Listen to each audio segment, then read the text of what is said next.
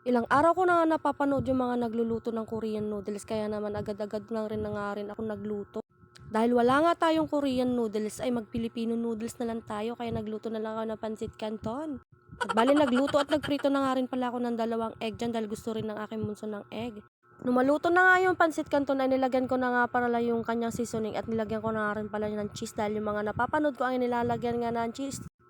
Gusto ko nga sana lagyan ng gatas kaso nga wala kaming gatas, kaya naman ganyan na lang yung akin nilagay. Nung mayari ko na nga maluto yung pancit canton at nung iklog ay syempre simulan na nga nating kumain at magmukbang. Bari naglagay na lang ako sa platito ng aking kakanin dahil maglalagay ako ng sile.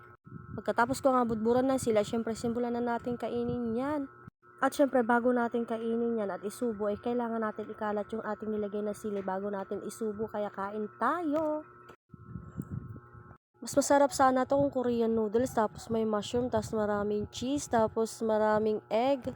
Next time na lang tayo bibili pag may pambili na tayo ng ganon. Pero sa ngayon, pagtyagaan muna natin tong Filipino noodle natin.